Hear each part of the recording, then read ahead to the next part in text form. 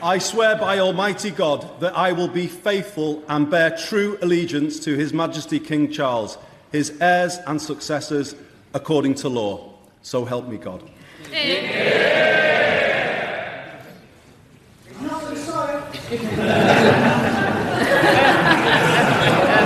Naughty boys.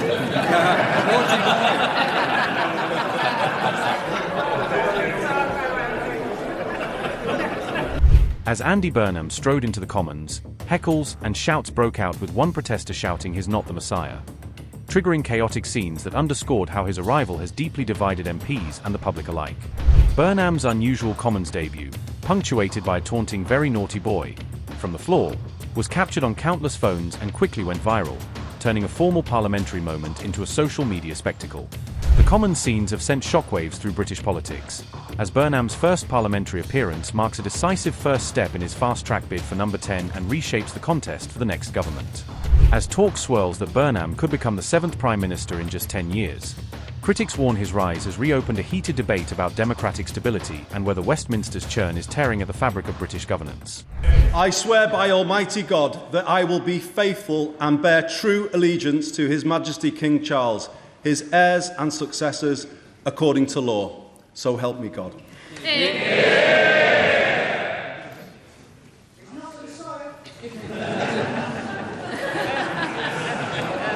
Naughty boys.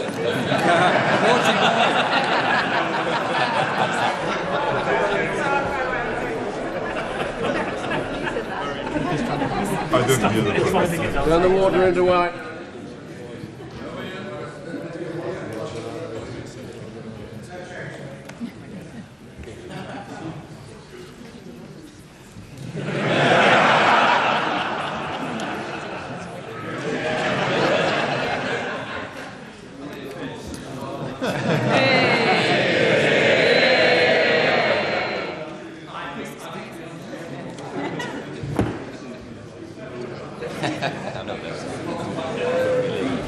As chaos grips British politics, Nigel Farage is going on the offensive, blasting Westminster's 6th Prime Minister disaster and vowing to take on the political elite he says plunged the country into crisis.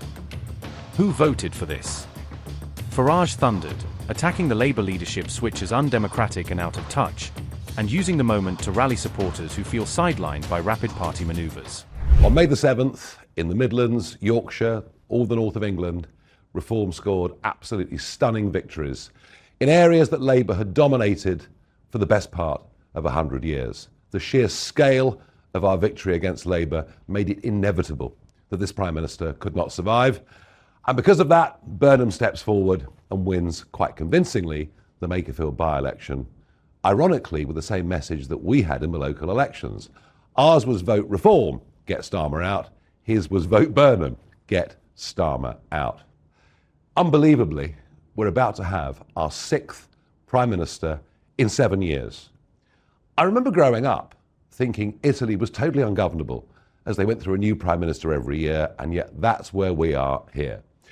Why is it all happening, and why did we get that big number of votes in the north of England? Well, 10 years ago, on the 23rd of June 2016, we voted Brexit. Much of our political establishment has never accepted the result. And even those that reluctantly did, namely the Conservative Party, refused to implement what voters demanded, namely lower levels of immigration and more freedom for our sole traders and small businesses. They were just two of the benefits we could have taken having got back self-governance. Under Starmer, the Labour Party has moved much closer back to the European Union, and if Mr Burnham wins, they'll go closer still, which means Labour voters and the Labour Party are completely divided on this issue. But the bigger point today is that of a mandate, is that of legitimacy. I've no idea whether there'll be a contest or a coronation, but what I do know is the British public have simply had enough of political parties chopping and changing their leaders at will. We vote for somebody in a general election to be our Prime Minister. We expect them to serve their term. And barring ill health or exceptional circumstances, what is going on here, frankly, is reminiscent of a banana republic that has totally devalued the very process of general elections and democracy. We at Reform demand a general election. After all, when the Conservatives were chopping and changing prime ministers, Labour kept saying there should be a general election.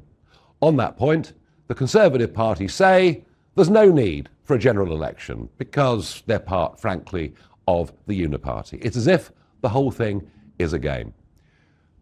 Labour did not actually carry out their mandate of 24, did a whole number of things, whether it was the tax on family farms, the giving away of the Chagos Islands and much else that wasn't in the manifesto. If it is Mr. Burnham, he didn't even stand at the last general election. Britain is broken. 6 prime ministers in 7 years should convince you of that fact. We are ready for a general election, and I suspect many of you too are ready for a general election. The thought we're going to go through weeks, maybe months of paralysis in a country whose debt is rising faster than any country in the world apart from Botswana, where the boats continue to come across the English Channel every day. The whole thing is not acceptable. Let's have a general election. Let's get a government with a clear democratic mandate. With Sir Keir Starmer apparently pressured from within his ranks, whispers of a Labour civil war suggest internal fractures have once again claimed a Prime Minister, fueling accusations of backroom dealing and leadership turmoil. The leader who vowed to bring stability has instead departed amid chaos, leaving Britain mired in political turmoil and raising urgent questions about who can now restore confidence at home and credibility abroad. Thank you. Walking up this street 2 years ago was the proudest moment of my life. A new Labour government, the first in 14 years.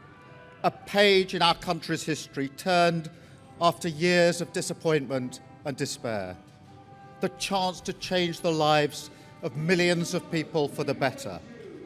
That's what I came into politics for. The journey to that point was not easy.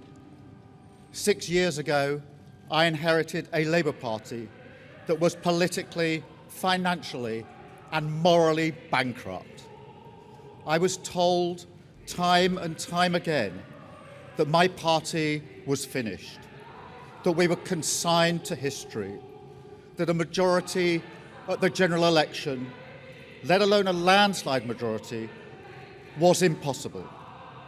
But we proved those people wrong because we changed our party, ripping out the poison of anti-Semitism, restoring trust on the economy, defence and national security, and becoming a party that once again stood proudly with, not against, our national flag. The hard work of change was with a singular purpose, not power for power's sake, but to change Britain for the better, to build a fairer country with dignity and respect, where everyone is seen, everyone is valued, wealth and opportunity for all, not just the privileged few. And look at what we've achieved in just 2 years.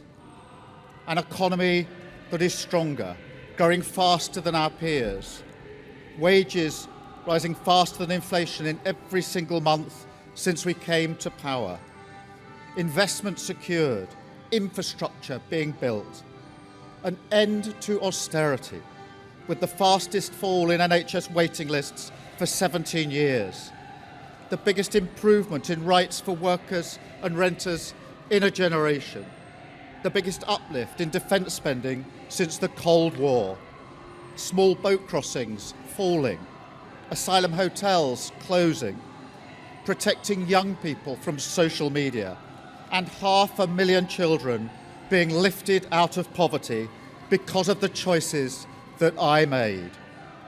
Our reputation in the world restored, with Britain once again standing up for decency, respect, and the rule of law, securing trade deals, standing with Ukraine, standing up for our values, and rebuilding our relationship with our allies in Europe.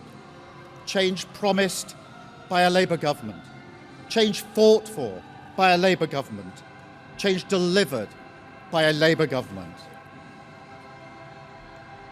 But I know the question being asked now is not who was best placed to change the Labour Party, to take us into power and to begin the vital work of improving lives for millions of people. Those questions have been answered. The question my party is asking now is whether I am best placed to lead us into the next general election. I have heard the answer of my parliamentary party to that question, and I accept that answer with good grace. Every decision I've taken has been about putting the country I love first. That is why I will resign as leader of the Labour Party. I have spoken to His Majesty the King this morning to inform him of my decision. I will ask the National Executive Committee of the Labour Party to set out a timetable with nominations opening on the 9th of July and completed by the summer recess. In the case of a contest, this will ensure a new leader is in place before Parliament returns in September. I will remain in post as Prime Minister until the contest is complete, and I will do everything I can to ensure an orderly handover of power. I will also give my successor my full and unequivocal support, knowing that they will inherit a Britain that is far stronger and fairer than the one I inherited 2 years ago, better prepared for the challenges ahead, and better able to ensure the Labour Party secures a second term in office. I want to thank all of those friends and colleagues who have been at my side for these past 6 years or so, for their incredible commitment, service and support. I want to thank the brilliant No.10 staff and our country's extraordinary civil service who dedicate their lives to public service.